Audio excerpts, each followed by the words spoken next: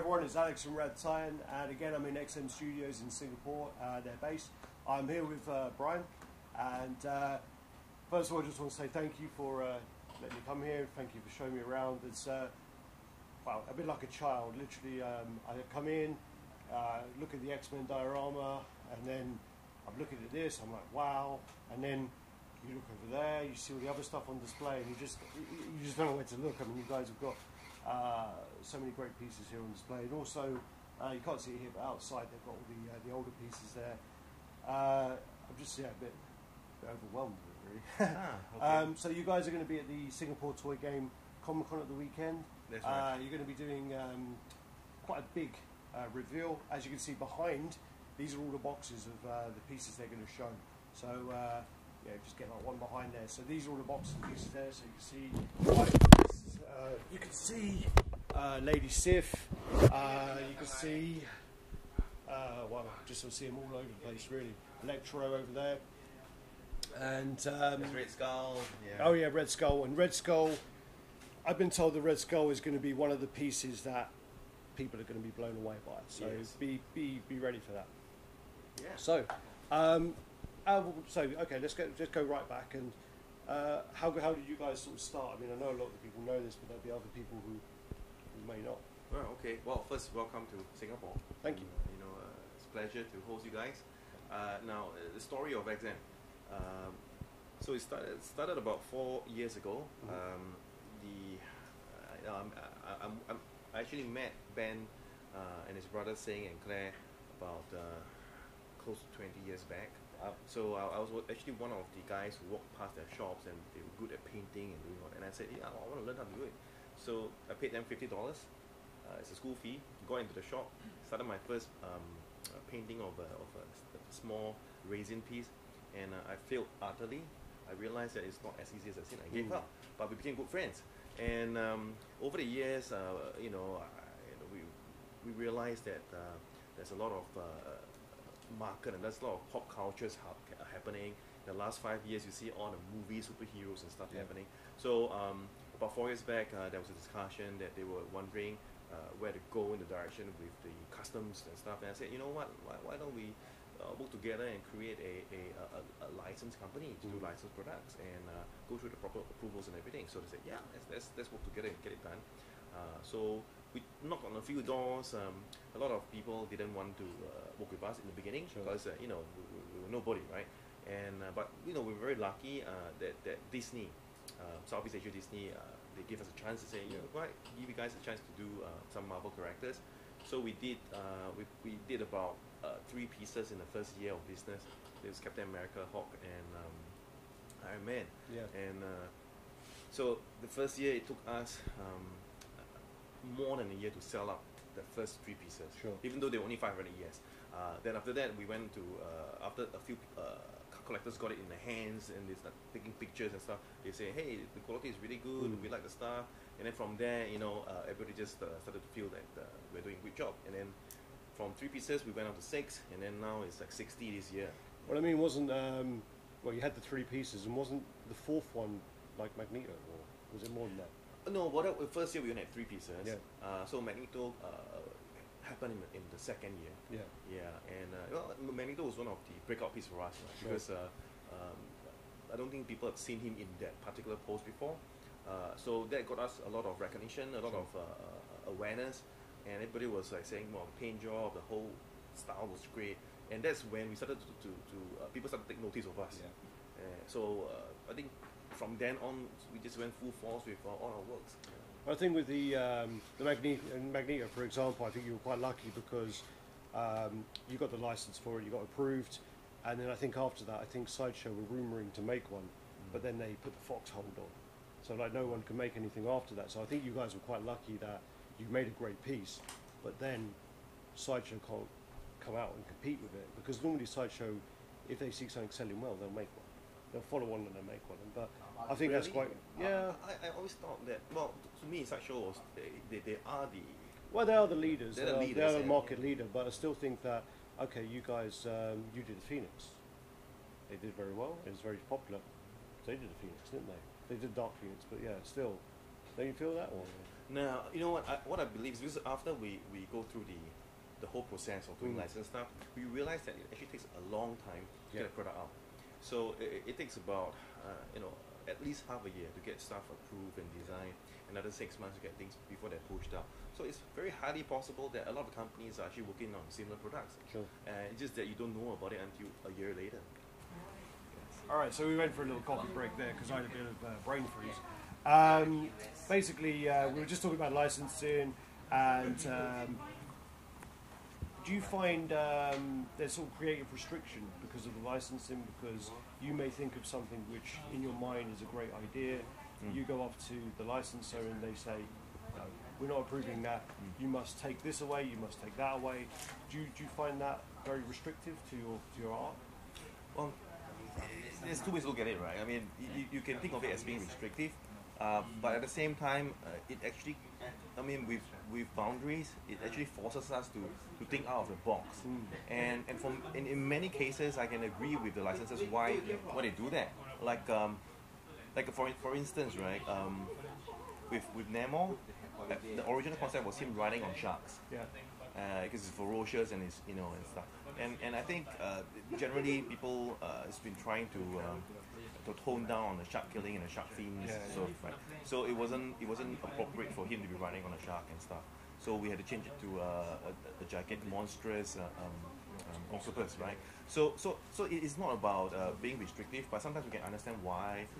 It could be due to recent events that nobody can control. Sure. There was another case where we had Craven holding a rifle gun, and it was at that point in time that there's this American dentist killed a lion. Yeah. And so it was not appropriate for us to launch Craven holding a gun and there's a lion beside him. So we had to change it to him, holding something else like a spear. So I mean, it's not a big deal really. We understand why there are certain sensitive times for us to choose certain concepts. But it's a kind of fun sometimes because then we are forced to come up with ideas on how to get around things. Well, that was one of the things we were talking about earlier is potentially the Sentinel base there is going to need to be changed because he's ripped in half. So he's going to have to be put back together, you said. Nimrod.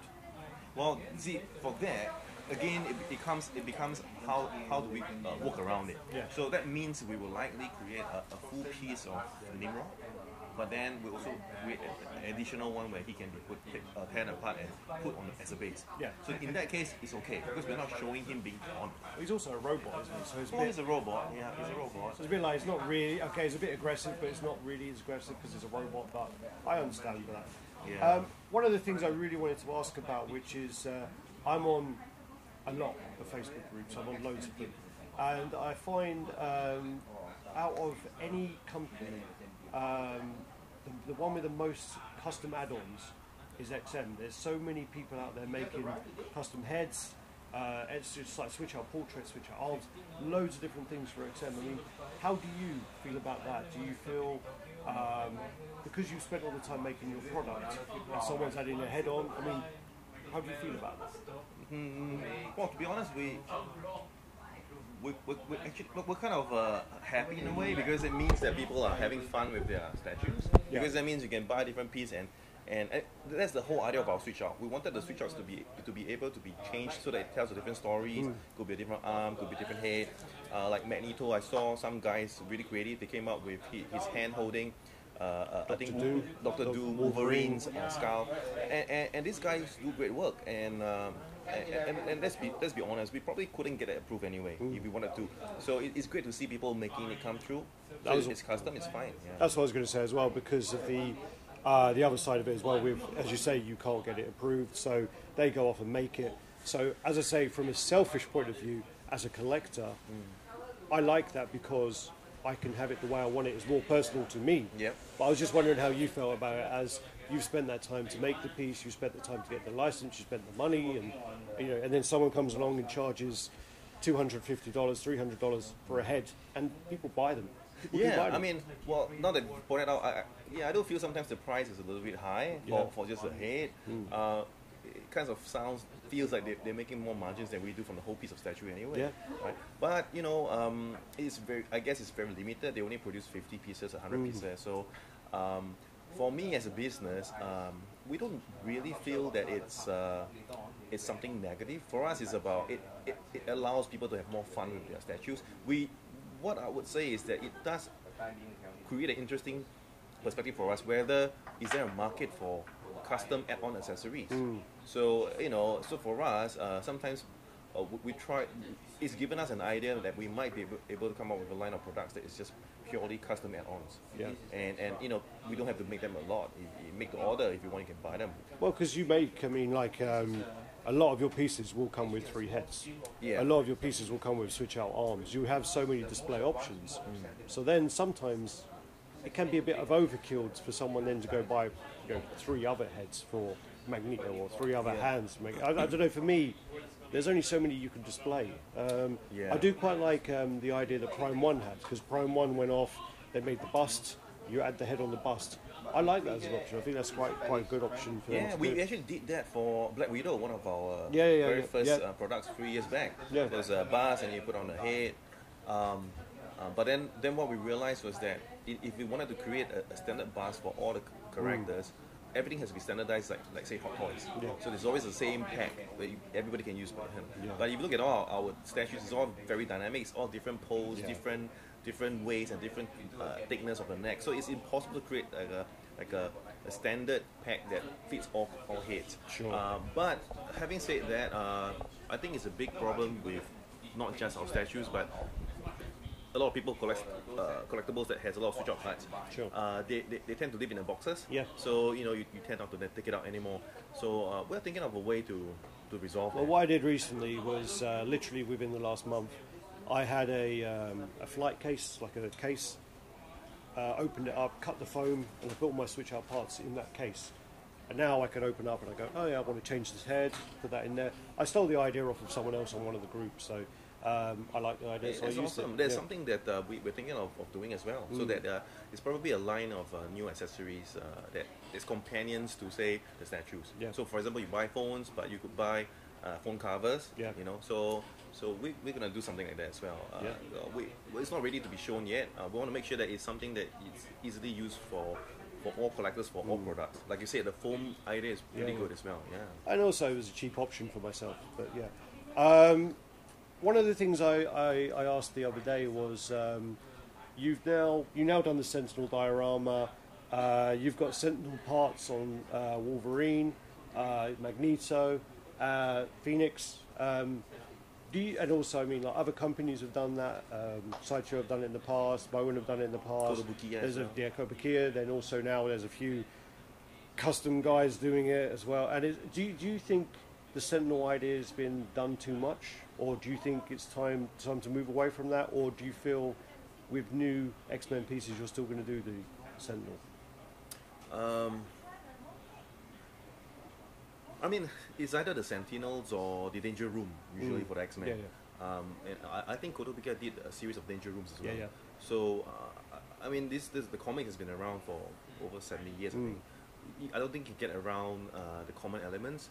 So the problem is there's a lot of companies doing X-Men now, so there's bound to be overlap and repetitions. If you ask me, if we don't use a Sentinel versus the X-Men, then it's probably X-Men versus the Brotherhood or something like that. Right? So there's still ways we could play around it. I guess it also makes them uniforms, so you can just play them together. Yeah. I mean, in kind of a way, when we create these statues, we think about the stories that's behind it. Yep. And I think some of the major stories is that the X-Men has always been persecuted by the Sentinels, by human beings, and it's one of the strongest ongoing story. It's even the movie shows that as well. So it's a common thing. So that's the reason why, even though the idea could have been overused or everybody's using it, but I guess if you look at how we treat our Sentinel, we're gonna redesign it totally from scratch. So hopefully the different look and feel creates a new freshness to it. But you're right. If we were to do more X-Men in the future, for example, if we did the Storm or Cyclops, a 1/4 scale, for example, we probably won't be using Sentinel anymore. But then again, I mean, you're always going to have, with the sort of community that we're in, you would make Cyclops and you'll make a base with something different, and someone will come along and go, why didn't you do a Sentinel? So you're never going to make everyone happy no matter what. You never, right? So for us, we I think it's important to realize that you can't make everybody happy. So for us, we have this internal rule. We call it the 80-20 rule. Yeah. Right. So it's kind of, as long as majority of people say we think that's cool, we go with that. You know. So it's the other 20%. I guess they just have to make do in a way. Yeah. Because there's no way we can make every single person happy. Yeah. Well, I guess there's always the option that if they're not happy, they can buy elsewhere because there's so much choice now. Yeah, or customized and stuff. Yeah. So, the other thing, what I was going to say, we were talking earlier on about the Japanese line, and one of the things you said was at the beginning there was a lot of hate. I wouldn't call it hate. There was a lot of, I guess, criticism, doubt, yeah. skepticism, because I think it's human nature to fear what of the unknown. You know, you tend to fear the unknown, and I think by and large most people are resistant to change. If there's something is working, they don't want to change it. They want it to be smooth going. Yeah. So most of the comments in the earlier days when we launched the Batman idea was, why do you guys want to change Batman? Yeah. You know, why even bother? Batman is perfect as he is and stuff like that. There's 50 designs. Why don't you choose one? Exactly. Why are you going to do your own? I'd say, I mean, I've got to admit, in the beginning, I was pretty guilty of that. I looked at the idea and I was like, what? Japanese Batman? What? You got like a Yakuza Joker. You've got the is it a Hanya Kabuki Bane? You've got. Why are you doing this? You know, why would you like? You know, there's so many Batman. Why wouldn't you do something else? Yeah. And I thought it was brilliant. Well, shut up, you. You said you. What did you say? You hate their Joker. No, you hate the Joker. So basically, when I was looking at these in the early days, I was just thinking, there's so many Batman they could do. But now I've seen the Batman up here, and I have to say I'm quite impressed. I do like as well the way that you went for the switch outs in the last minute as well. You sort of announced, okay, we're going to add on this, the sort of Beyond style switch out, and that was a really good idea as well. And I have to say that now seeing that and seeing the Catwoman is beautiful. The Catwoman, I have to say, is I'm going to go with that's your best female head. The female head on that is amazing. It's one of the best female heads I've seen. Yeah, I think so too. And I think you've done a really good job. So this is me eating humble pie and saying, you know, I was wrong in the beginning, and you know, the Japanese line is actually coming along really nicely. Hey, no humble pie. If even myself personally, I was skeptical. I was worried because I mean, I'm a big Batman fan. In fact, Batman's my number one character, right? And I wear my T-shirt today. Yes, that's why I said nice T-shirt. And and we were all worried, and it wasn't because that. I think the main point to clarify is people thought that we were trying to be arrogant. We're trying to show the world that we can make anything cool. But that wasn't really the case, right? It was really about again restrictions on what we could do, and we had to think out of the box again. And you know, in order for us to even get our chance to work on one of the most amazing characters, we had to come out with something of our own. Otherwise, everything else is taken up. So there's a lot of research done into. At first, we set on a big brainstorming session. We're deciding, was it really going to be Japanese, Persian, ancient China? We're thinking of a story behind, because we wanted it to be the same Batman, not like some reimagined Batman. Yeah. Kind of Greek mythology one would be quite cool. Yeah. So there's so many different ways we could play around with the ideas, and that's when it got us really excited. But we wanted to respect the Batman fans, which is why we always posted and tried to get people to tell us what wouldn't work. And as we move forward with the Japanese line, a lot of people started giving really great constructive feedback, and then we realized that hey, it could work, and I guess. It's coming out quite nicely. But we're very glad that the Batman fans like it now. Yeah. So it's a lesson learned, and we've got a new next line of a new theme of Batman's ready. So we've got the Asian one. The next one's going to be Western. Okay. Yeah. Cool. We just also saw the only on the iPad, but we saw the Poison Ivy's looking really good as well. That's coming along very nicely. Yes. Geisha style. Yeah, she's really nice. I mean, looking around, looking at all these pieces, I've got to ask the question because George asked this to collectors, but I'm going to ask you about your own pieces, which is you're not very nice to think about, but your store is on fire. You can pick up one piece. You can save one piece in your collection. What piece would you save? Me, right? Yeah. Well, if it's for me personally, I would take Ant-Man. Yeah. Yeah. Okay, that's Because yeah. the reason being because most of the pieces are really heavy. Oh no, but you're know. super strong that day. The adrenaline's pumping. If you needed to, you could pick up the Sentinel in one piece and take him outside. You could save one piece. If it was like, it doesn't matter about weight. I know all your pieces are If heavy. that's the case, then Yeah, I'll yeah. take the first Captain America. Okay. The reason being, it was the one that started it all. It was our very first piece. Derek's getting really Yeah. excited off camera now. Yeah. Well, they were saying yesterday they would say the new Red Skull because they were saying the new Oh Red Skull. yeah. I mean, I'm not a Red Skull fan, and you know when the guy said they're going to do a Red Skull and they're going to make it look really cool and stuff, I was like, okay, let's see how cool it can be, right?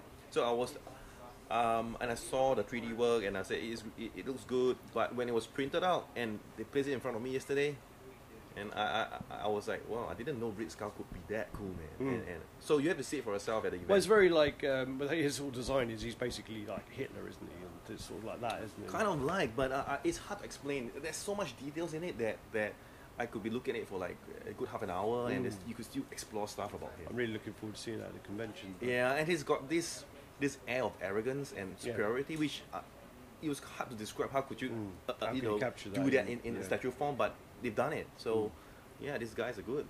No, cool. Yeah. All right, well, first of all, thank you for your time. And Welcome. cheers, buddy. Invisible Man, you only see his hands. Yeah, he just came in now and came on. We asked you yesterday about which piece you would save. I know you said yourself first, but then what was your piece? That was your red skull, wasn't it? He said if you had super strength, Super strength, you can but carry you it can all. only carry one Doesn't matter piece, about what would it size. be? All are my children, all my child. So which one to say? All your children. You gotta pick the favorite one. Okay. You have to pick a child. Yeah, you can only save one. No, Okay, you save one. I like my first child, don't like my second child. No, all are my favorite. So I picked my Thank first you. child. I picked Captain So- America. I will die with them. All right, Thank you. you just lost your whole collection then. It's an unfair question. Well, yeah, but No, he gave the perfect answer. He's like the captain of Titanic. He chose not to save Annie, but remain on the ship. Yep, you go down with the yesterday ship. you said Exactly. yesterday go you said down he'd with the think ship. about himself first. Yeah. Well, today he changed his mind. Yes. No, he's just on camera. He's trying to be a bit more admirable. But no, guys, yeah, thank you very much for your time. And what I'll do is I'll do a little walk around and Here you go. yeah, thank you. Stand up, people can walk around and see the whole thing. Okay, so I'm just going to add a little bit on there because we just started talking again, and there's some actual good material. It was about we're just talking about the community and how it brings people together. As we just mentioned, I mean, myself, Redder, and Derek. I mean, we've never met before this, and we all met online. We've all met up in Singapore. Yeah. And you were just mentioning about the same kind of thing. I mean, about how. Yeah, we were in LA and we met up with a bunch of collectors who never met each other in person before. Everybody got together. It's a unifying hobby, and that's what's cool about it. You know, we all get to talk about what we like, and we share our collections and stuff. And then someone asked me about all this politics. What do we feel about people comparing us? And there's a lot of bashing on Facebook. People always say, XM is suck. You're no better than who and who and who and who. It's always this comparison going on. It's always like whose stick is bigger and stuff like that. And for us, what's funny is that it's like soccer or football, right? It's like everybody who loves the sport will go to the FIFA and just root. I mean, it's okay to root for your own teams, but you don't have to put down the other teams. That's what we feel about it. And I mean, it's a great hobby. Everybody loves everybody, products and stuff. So we've always been trying to tell our collectors that even I myself, I love a lot of pieces from other companies as well. It's really just collecting what you like. It's not about which brand. It's what you like, and in order for us to like what we like, we don't have to put down what other people like, right? So I think there's a lot of I still think there's a lot of improvements to the community, but I also think that on Facebook people tend to just write Well, stuff. I think Facebook is full of people like that. I mean, we've had so many experiences where, even just as a reviewer, people will say, "Oh, did you hear what that other reviewer said about you?" And it's just like, really? Are you not like grown men? Yeah. But it's also, as you say, it's crazy. But it happens because after all, it's like any sport. You will have super fans who are really passionate. Sometimes in the heat of the moment, they feel they have to defend their teams, their loved ones, and when they get together and trouble happens. But it happens. But we just got to remind ourselves. I think, ultimately. I think as well. I mean, like, as a collector myself, I prefer to have like pick and choose from certain companies. I like to have. Okay, I prefer this sideshow piece. I prefer this XM piece. I prefer this imaginary mask piece. I prefer this King Arthur. I prefer. And I'll pick and choose. Yeah. What I don't like is if you find it a lot more on Facebook. Is someone will say, okay, you can say, oh, I don't like this Sentinel piece because. I'm not saying this, but as an example, oh, the paint is a bit flat here, or oh my god, this doesn't look very good here. And I think to have an opinion is fine. Yeah. But then when on Facebook you get a lot of, oh my god, someone bought that. Whoever buys that is a dick. Yeah. And then you're attacking an individual. Yeah. I mean, I think it's okay to, if it's constructive, and you Yeah. say, oh, maybe this should be clear resin, or maybe like a light up feature, you know, and it's constructive. Yeah. But if you say, oh, it looks shit, this is shit, whoever buys it is a fucking idiot, why am I going to spend that much money? Oh my god, that's like month's wages, and then But you got you like forgot one thing. but- All these are arts. yeah, When arts concerned is individual preference. subjective, yeah. Yeah. It's subjective. Some art can be millions of dollars, but you give it to some that cannot appreciate or they don't like, it's worth nothing. Well, it's like in, they got the Turner Prize, which like is an art thing, and it's just, it's rubbish. Like to me, it's like, you're serious? Like, You know, that reminds me of a story, right? And I think it applies to the this vicious post you see on Facebook. It's like people change. For example, people change when they get into a car. Some people on the outside they're nice people. Yeah. Once they start driving, they curse and swear and get angry. So it's kind of like a different persona. So I guess when people go on Facebook, sometimes they have that feel. Brave, Yeah, they start feeling like, you know what, this is the place I can let loose all my frustrations and just just go at anybody. That's Yeah. actually Keyboard warriors. Yeah, I'm pretty sure if everybody in those Facebooks met in a restaurant and talk together, I don't think they'll say half of what they say to each other's faces. of course. Right? The funny thing about, talk about driving, Yeah. is George is an angry man. George Geoman is angry all the time. He's like the Hulk. But in the car, he's actually really calm, and I don't get that. It's like, Oh, he's like Bruce Banner in the car. yeah, Wow. he's really calm in the car. I don't quite understand that. Yeah. Someone clipped his wing mirror and knocked it. Like, he was on the phone to me, and he was talking and he laughed. And I said, "What are you laughing at?" He goes, "Oh, some woman just knocked off my wing mirror." And I'm like, "Is this the same George? Like, has he just been like on tranquilizers or something?" But anyway, yeah. So no, it's just we'll add that in. I mean, Yeah. really, no, it's really great talking to you guys, and yeah. Well, for me, I think the end statement of this whole vicious and bad stuff that happens on Facebook or social media, I believe that as long as everyone remains calm, professional, courteous, and don't get caught up in it, don't become one of them, don't start throwing personal insults, then I think it will just become better by itself over time. So it's just about It does. doing that. It does escalate very quickly. We need to escalates very respect quickly. each other. Yeah. Number one rule. Yes, the number one rule, But then respect each again, other. then Yeah. again, though, on the other side of that, it's just because you have the same hobby doesn't mean you're going to get along. True. That's a good point. So, you know, Absolutely true. fine, you can still respect each other. Yeah. Exactly. That's the thing, right? You don't have to agree on everything. You can agree to disagree, but at the end of the day, respect each other, right? Yeah. Well, I had it on the group the other day when someone posted a custom head for Thanos, and someone posted, "Okay, this is one way to kill your XM Thanos," and they had this custom head. The custom head looked nice, but then it was the person kind of.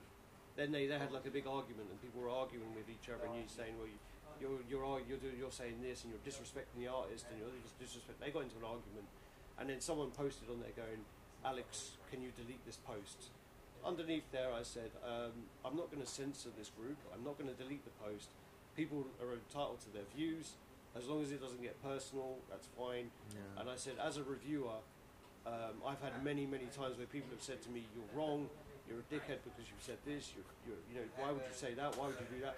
It's my view, and I said, it's everyone's allowed their view as long as it's not a personal attack on someone. And I said, I'm sure the artist, he's putting his art out there. Yeah. He's not going to make everyone happy. Yeah.